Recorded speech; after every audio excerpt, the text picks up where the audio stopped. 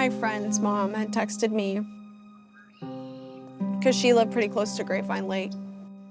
And she was like, look what happened.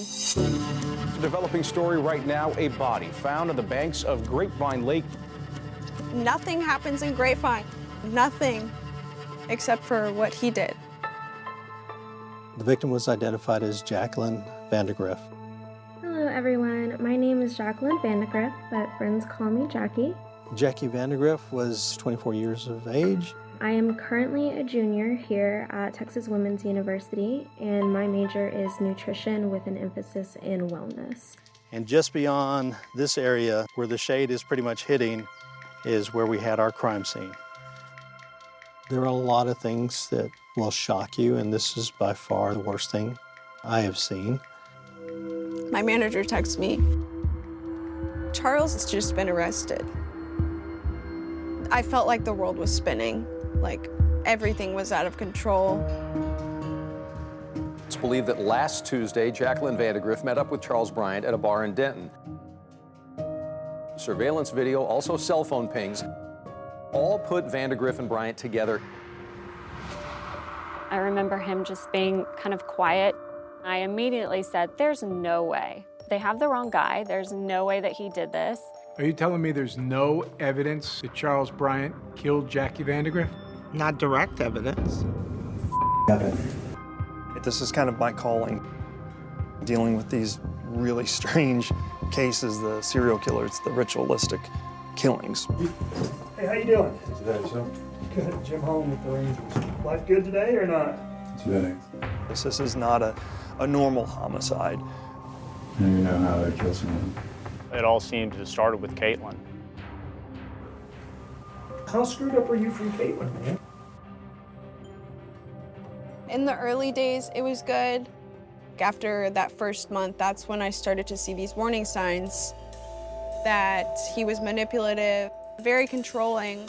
I just told him, I can't do this anymore, this isn't working, this is over. He flipped out. He showed up at your dorm room out of the blue. You never gave him the address. No. You know you trespassed. In his mind, he was seeking revenge. The warrant that we got is for stalking. On his ex-girlfriend, who had called the police on him. How he was stalking me was completely related to Jackie Vandagriff's death. There's some similarities. The way that Vandagriff looks and the way that Bryant's ex-girlfriend looked.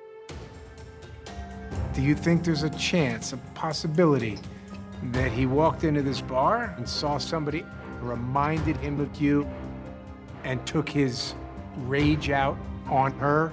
Most definitely. I think that he really wanted to kill me. I think that he wanted me dead.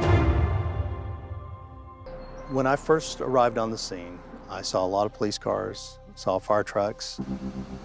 There was a lot of activity. It was September 14th, 2016, just before dawn, when John Luna, a captain with the Grapevine Police Department, responded to a call about a gruesome discovery here at Grapevine Lake. Just off of the worn footpath, you have an area that's pretty well overgrown with weeds, but you can clearly see a small area that was burned just beyond where I'm standing. There was a body that was obviously charred. It had been set on fire. The body, found inside a blue kiddie pool, was so badly damaged that police could not determine the most basic facts about the victim. We didn't know if that was an adult or a child, a male or a female. The next day, using fingerprints, police were able to identify the victim. It was Jackie Vandagriff, a 24-year-old nutrition major at Texas Women's University in nearby Denton. I chose this major because I realized the importance of nutrition and just overall health. We're both named Jacqueline, named after Jacqueline Kennedy. One of Jackie Vandagriff's closest friends, Jackie Tan. They met in high school. Ever since then, we were Jackie squared, and I loved it. She made me feel like I could be myself and just be goofy and funny. Jackie Tan remembers her friend as a good student who was focused and trusting. That girl, smartest girl I've known. She had her whole life ahead of her. She had plans. Me and my detectives, we went out there for her memorial service. And for Captain Luna, the brutality of this crime hit close to home. Could have just as easily been my daughter that this happened to. Jackie spent the last evening of her life in Denton with this man. Police didn't know his identity right away, but this woman knew him very well. He would always give me flowers, always, especially if he had something to be sorry about. Charles Bryant lived some 20 miles away, but he had been making frequent visits to Denton, trying to rekindle a relationship with his ex-girlfriend, Caitlin Mathis, who had recently moved there to attend the University of North Texas. He was just trying to win me back, and I was just like, nothing is gonna work. Caitlin's involvement with Bryant had begun 3 months earlier, in June, in the town of Grapevine, when it came into the restaurant where Caitlin was working as a server. The day that I met him was the day after I graduated high school. He had lots of muscles and tattoos, which kind of interested me at the time. Bryant was then 29, working as a bartender and personal trainer. You're 18, he's 29. He's got muscles and tattoos and must have made your mother crazy. Yeah, extremely crazy. In a good way, though, yeah. She cared about me. Being a mother of adult children is a different role. You have to let go for them to fly away and grow up with you. Caitlin is the youngest of Karen Halsey's 4 children. She says Caitlin was hard to miss. Fireball. You know, when she's in the house, she never walked anywhere. She ran everywhere. And Caitlin ran headlong into the relationship with Charles Bryant that summer of 2016. One of their regular date spots was at the park by Grapevine Lake, where this picture was taken. When Karen learned about the relationship, she asked Caitlin to show her a picture of him. I got this feeling just deep inside to my bones, an evil feeling. And I said, he's going to hurt you.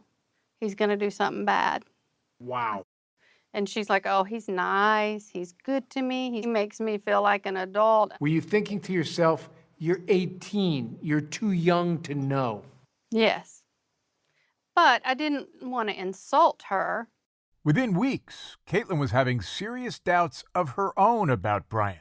That's when I started to see these warning signs that he was manipulative, he was a bit of a narcissist. He thought very highly of himself.